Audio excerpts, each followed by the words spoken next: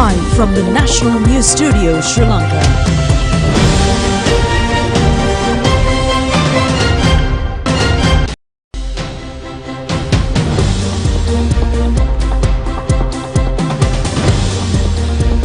Good evening and welcome to the National News broadcast, bringing to you live from the National News Studios here at the ChannelEye Rupavahini Corporation. We're ready to bring you the top stories here at home and around the world. I'm Sharita Binipurarachi. And I'm Shra Mascarenhas. First, let's look at the day's headlines.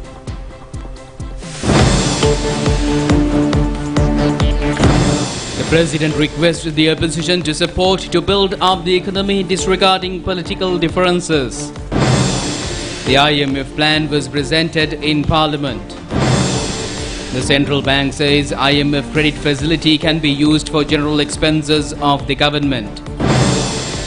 Sri Lankan rupee is appreciating. Price of gold decreases. Results and cut-off marks of the scholarship examination released. Teacher transfers of national schools will commence from 17th of April. Health experts say not to have fear on listeria. Putin says Chinese peace plan will lead to end Russia-Ukraine war.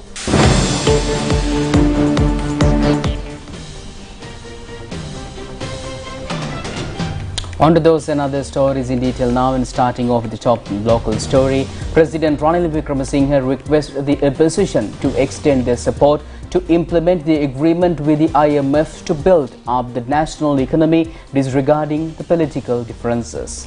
The President said that he does not criticize the past but dedicated himself to build up the country. The President made these remarks at the Parliament this morning, making a special statement on the IMF Comprehensive Credit Facility.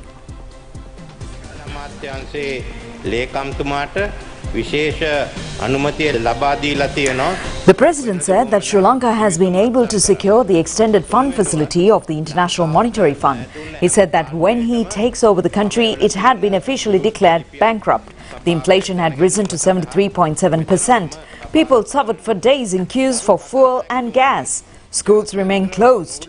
There were 10 or 12-hour power cuts. No fertilizer for farmers.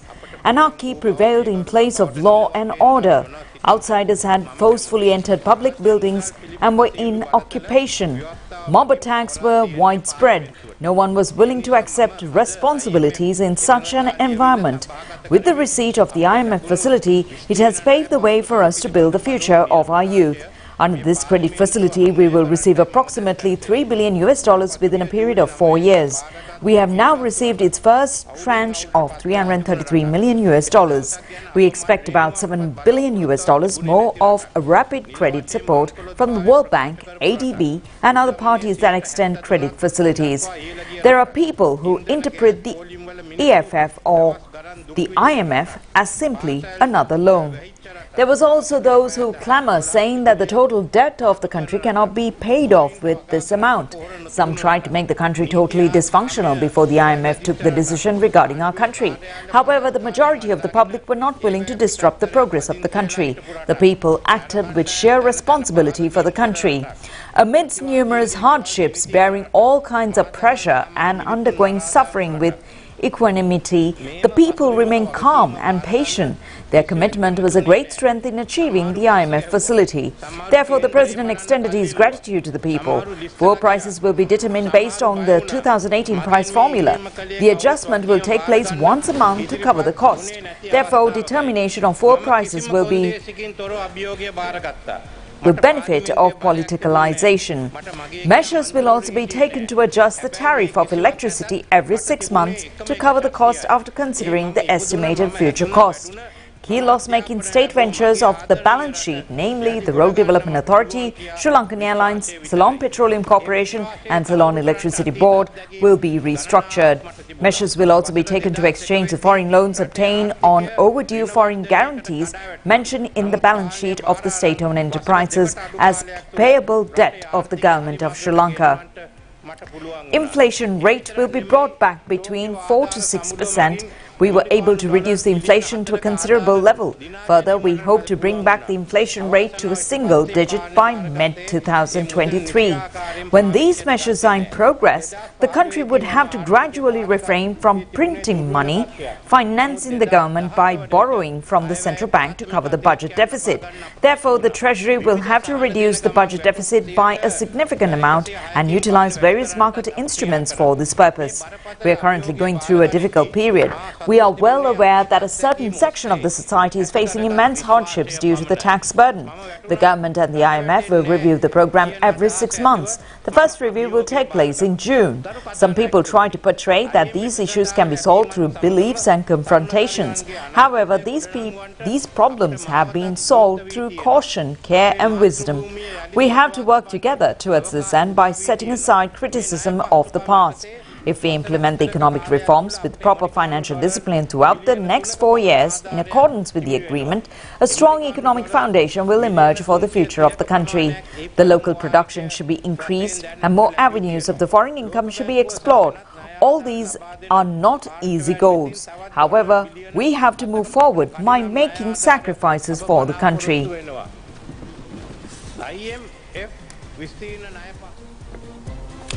Meanwhile, the debate over the President's special statement made at the Parliament with regard to the IMF credit facility started today as both the opposition and the ruling party compromised on the issue. President Ranil Wickremesinghe said that the debate will be conducted with an objective to have unity in diversity.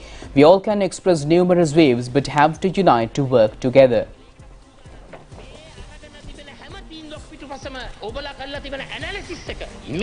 Opposition leader Sanjit Premadasa said that they are not ready to simply support the IMF report. He stressed the importance of submitting the necessary data analysis for the decisions taken to the Parliament. State Minister of Finance Ranjit Siambalapitiya said that it is compulsory for us to go forward with the IMF recommendations in order to come out of this crisis.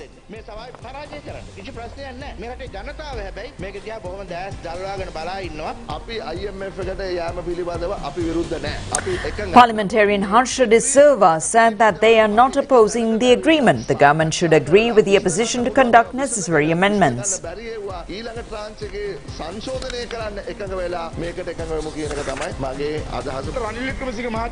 Minister Harin Fernando said that President Ranil Wickremesinghe has passed from 8 challenges including fuel, fertilizer, electricity, food shortage and many other burning issues. The opposition leader can't topple the government or even to keep control over the opposition parties.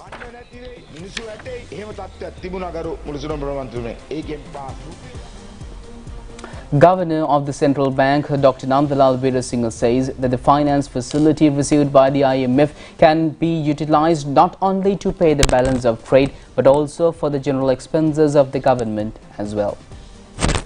Joining an interview with the Bloomberg news agency, the governor said that he expresses his gratitude to the IMF for granting a credit facility to Sri Lanka. The governor pointed out that the importance of this loan facility of the IMF as it can be changed into Sri Lankan rupees and used for local needs. The governor also expresses his confidence that the rate of inflation of the country at present could be decreased up to a considerable level by the end of this year. With the approval of $2.9 billion IMF credit line to Sri Lanka, value of Sri Lankan rupee is rapidly appreciating against the US dollar. According to the central bank sources, buying rate of the US dollar was at 312 rupees and 61 cents and selling rate at 330 rupees and 61 cents today. The buying rate was 316 rupees and 84 cents and the selling rate was 334 rupees and 93 cents yesterday. Meanwhile, the Sri Lanka Gem and Jewellery Authority says that a price of gold souring has decreased about 10,000 rupees. This is due to the appreciation of Sri Lankan rupee against the dollar. 22-carat gold souring was at 151,800 rupees at the Sea Street Market this morning. The price was 162,000 rupees yesterday. 24-carat gold souring, which was at 175,000 rupees yesterday, has decreased up to 165,000 today. 71st death anniversary of late Prime Minister D.H. Senanayake falls today. A ceremony to mark this event was held at the Independence Square in Colombo 7 this evening. It was held under the patronage of President Ranil Wickremesinghe, Chairman of the DS Senanayaka Commemoration Committee Kharu Jayasuriya, and several distinguished guests were present at the ceremony. Floral tributes were made at the DS Senanayaka statue. The 106th anniversary of the Sri Lanka Girl Guide Association was held yesterday at the Presidential Secretariat under the patronage of President Ranil Wickremesinghe. The Sri Lanka Girl Guide Association was first established in 1917 by a British teacher, Miss Jenny Calvary, at Girls High School in Kandy. The first anniversary flag printed in this connection was offered to the President by Chairperson of the Girl Guide Association, Dr. Shanti Wilson.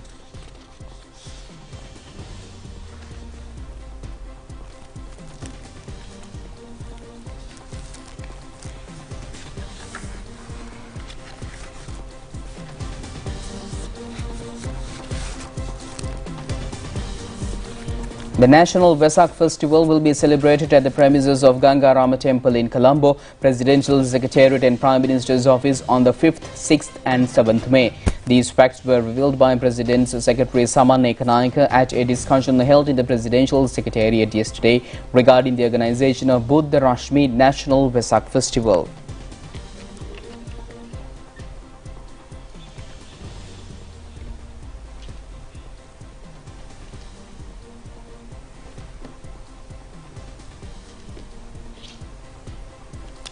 Minister of Foreign Affairs Ali Sabri participated in the 22nd Commonwealth Foreign Affairs Ministers meeting in London last week.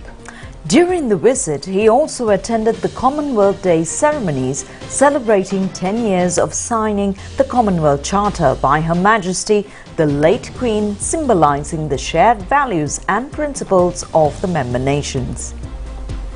Addressing the Commonwealth Foreign Ministers meeting, Minister Ali Sabri reaffirmed Sri Lanka's active engagement and spoke on the themes of climate financing for environmental sustainability, the need to leverage intra-Commonwealth trade for food and energy security, and the support the twin transition to a digital and greener future. He articulated the need for setting up a central body to enable regulations on digitalization and digital assets, expressing that Commonwealth can play an important role. He also drew attention to setting up of a climate change university in Sri Lanka. In his meeting with Secretary General Patricia Scotland, both sides discussed engaging the Commonwealth to accelerate Sri Lanka's sustainable development. Minister Sabri also attended a series of events to mark the Commonwealth Day on 13 March, including a floral tribute in memory of the fallen Commonwealth servicemen, a special service at the Westminster Abbey in celebrating the diversity of cultures, which featured a performance by Sri Lankan youth. The Commonwealth flag for peace was raised along with members of flags to recognize 2023 as the Commonwealth Year of Peace.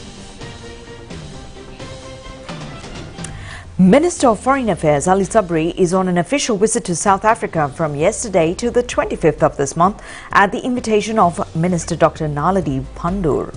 Minister Sabri is accompanied by Minister of Justice, Prison Affairs and Constitutional Reforms Dr. Vijayadasa Rajapaksa.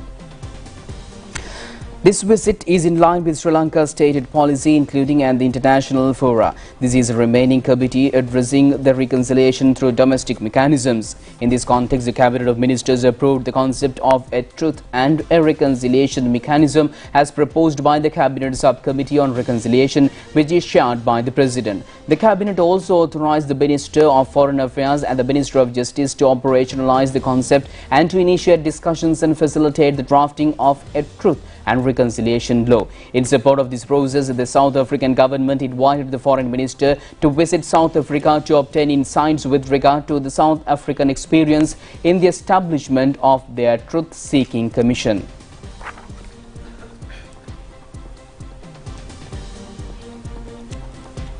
Sri Lanka's High Commissioner to India, Milinda Moragura, met with the Minister of Finance and Corporate Affairs of India, Nirmala Sitharaman, in New Delhi today.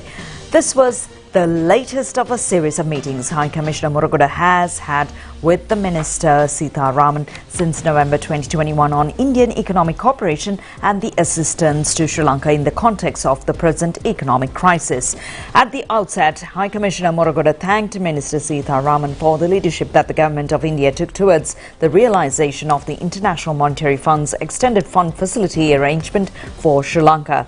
He particularly thanked Minister Sita Raman for her personal involvement in taking up Sri Lanka's case with bilateral development partners as well as multilateral financial agencies, including the IMF in this context. Minister Sita Raman and High Commissioner Murugadoda also discussed the way forward in bilateral economic cooperation. Consultant Dr. Samita Ginige stresses that people should not have any fear psychosis over the listeria disease. This is not up to the endemic level at present, and a death of a pilgrim who visited Sripade in February has been exaggeratedly reported over social media, causing fear among the public over possible spread of the disease. Consultant Dr. Samita Ginige said that this disease is caused by a bacteria called Listeria monocyte genus. This is a disease related to the digestive system. The first patient of this disease is reported to be a Sripa, the pilgrim. He has died due to a brain fever that is caused as an after effect of the bacteria infection.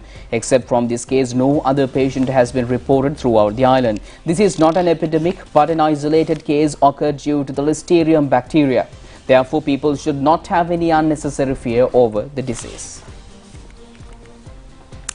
Colombo District Courts yesterday ordered the former chairman of the ITN Newton Gunaratna and its news manager Sudarman Radaliagoda to pay a compensation of 500 million rupees to the former chairman of the ITN, Gairukar Perusingha. This order was made by the courts following a unilateral consideration of a complaint made by Gairukar Perusingha in 2006. The case was filed based on a news telecast by the ITN on the 12th of April 2004. Gairukar Perusingha had been charged as he had committed several frauds and irregularities in the ITN during his period as a chairman of the ITN. The case was considered unilaterally as the respondents continuously evaded the courts. Teacher transfer scheme of national schools will commence from the 17th of April.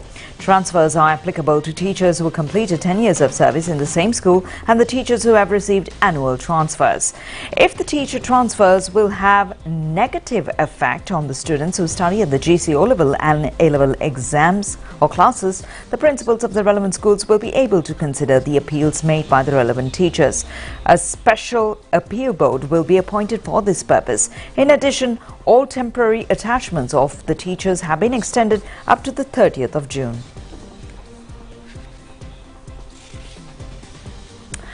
The cut-off marks for admissions to popular schools based on the Grade 5 Scholarship Examination 2022 has been released.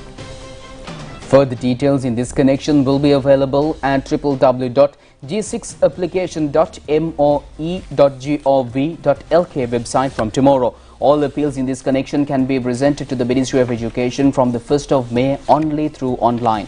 Accordingly, the cut-off mark for the Colombo Royal College is 182. The cut-off mark for the Kandy Dharmaraja College is 180. The cut-off mark for the Ananda College in Colombo is 179. Colombo Vishaka College needs 181 marks. 178 marks for the Devi Balika Vidyalaya in Colombo. The relevant cut-off mark for Maliyadeva Girls School in Kurunegala is 178. Ambassador Hasanti Urgudawata Disanayaka paid a courtesy call on the Minister of Foreign Affairs of Turkey, Mevlut Cavusoglu, yesterday. The minister appreciated the role of the Embassy of Sri Lanka in leading the initiative among diplomats to make a donation to the victims of the earthquake, as well as the efforts made by the government and the people of Sri Lanka to support Turkey in the aftermath of the earthquake. Minister said and recalled his close interaction with the Minister of Foreign Affairs, Ali Sabri, in New Delhi recently. Ambassador Dissanayake briefed the minister on the significance of the year 2023, with Turkey celebrating the 100th anniversary of founding the Republic of Sri Lanka, celebrating its 75th anniversary of independence and 75 years of diplomatic relations, as well as some of the most commemorative activities that have been postponed to the latter half of the year due to the earthquake. And meanwhile, the third meeting of the Indian Ocean Rim Association's Working Group on Maritime Safety and Security, chaired by Sri Lanka, was held in Colombo recently with the participation of 23 IORA member states. The Secretary General of IORA Secretariat, Salman Al-Farizi, and representatives of the Secretariat participated in virtual mode from the IORA Secretariat in Mauritius. Inaugurating the meeting, the Foreign Secretary Aruni Vijayawardena highlighted the importance of the IORA as a forum for enhancing maritime cooperation in the Indian Ocean region. In the area of maritime safety and the security, the topic under discussion, and the Colombo Working Group, Foreign Secretary Vijayawardena noted that the growing importance of the Indian Ocean requires awareness among IORA members states on the related issue, as well as of agreed principles and regulatory frameworks.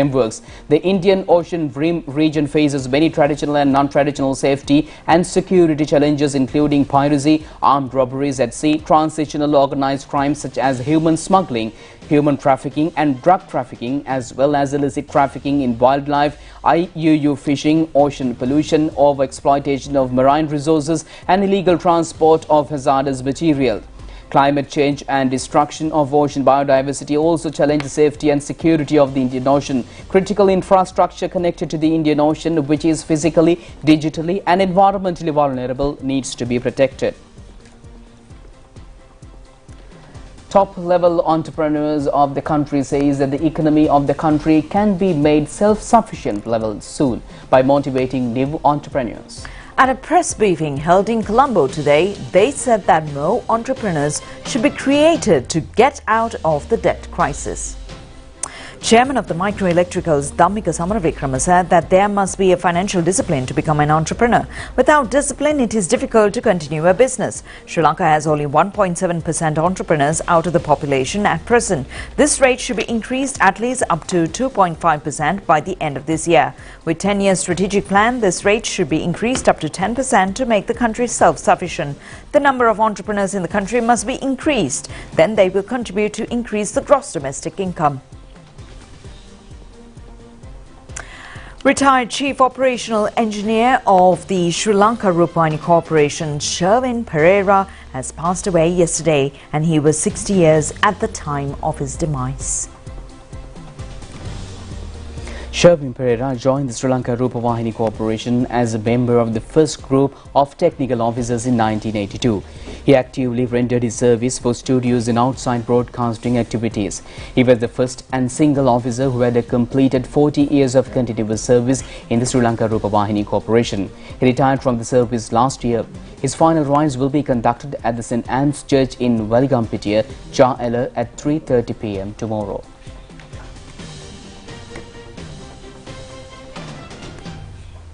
Stay tuned with international news after this break.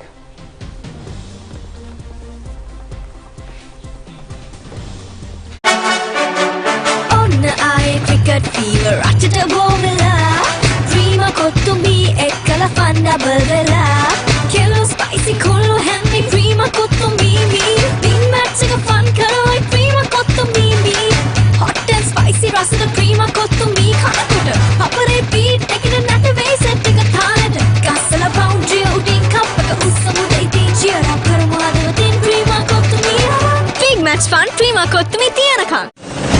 Attention all 16 to 30-year-old twins. Exciting news. Miss and Mr. Twin Sri Lanka 2023 is approaching. Don't miss your chance to compete for the crown. Closing dates for registrations 25th March 2023. First audition is on April 2nd at PMICH. Contact Sri Lanka Twins Organization via WhatsApp at 070-464-4640. Start preparing for your shot at becoming Miss or Mr. Twin Sri Lanka 2023. நாள் முழுவதும் ஓய்வின்றி பம்பரம் போல் சுழன்று பணியாற்றும் மனிதர்களுக்கு நிகரற்ற பலம் சேர்க்கும் பல்வேறு வசதிகளுடன் வனிதா வாசனா மக்கள் வங்கியிடமிருந்து.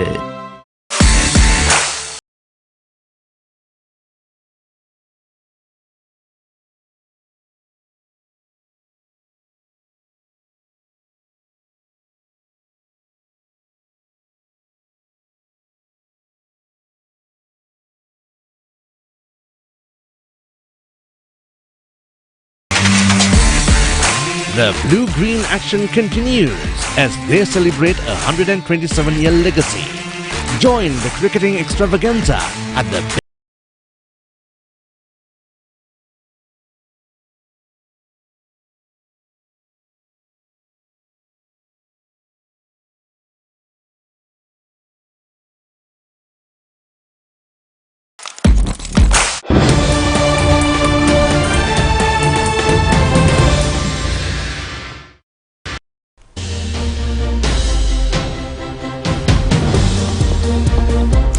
And we take a look at foreign news now. Russian president says that China's peace plan for Ukraine could be used as a basis to end the war.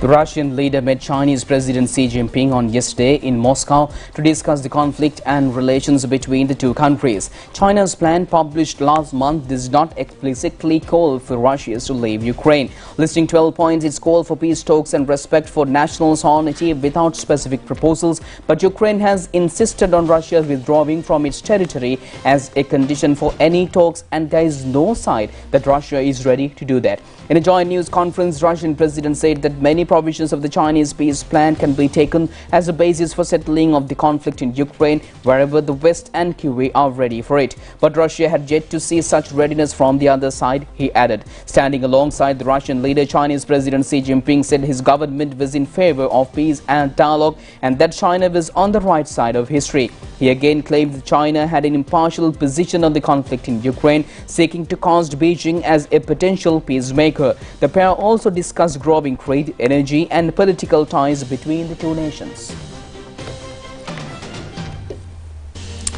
Foreign media reports that a powerful earthquake killed at least 13 people in Afghanistan and Pakistan.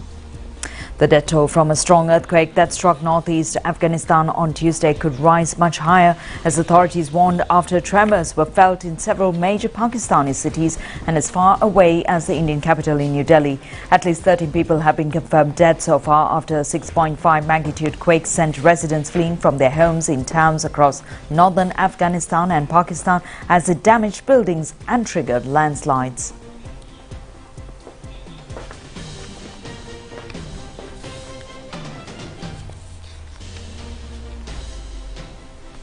මෙහෙම දිනන්න මෙහෙම වන්න Big Match Fun ක්‍රීමා කොත්තුමේ තියනකම්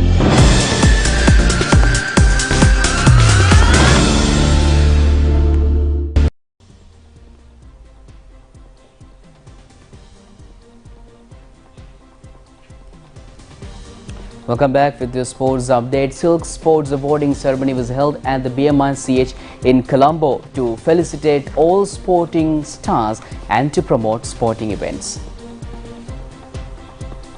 This was held for the 8th occasion and 21 leading sportsmen and women were awarded at this ceremony. Sports Minister Roshan Ranasinghe and Chairman of the National Sports Council Arjuna Ranatunga and a number of guests were present at this ceremony. A lifetime ban has been imposed on a member of the Sri Lanka Wushu Federation and junior assistant coach B. Manuranga, and in addition, former national coach Kapila Sabapathy has been imposed with a 20-year ban by the Executive Board of the Sri Lanka Wushu Federation following a disciplinary investigation. මෙහෙම දිනන්න මෙහෙම වන්න Big Match Fun ක්‍රීමා කොත්තුමේ තියනකම්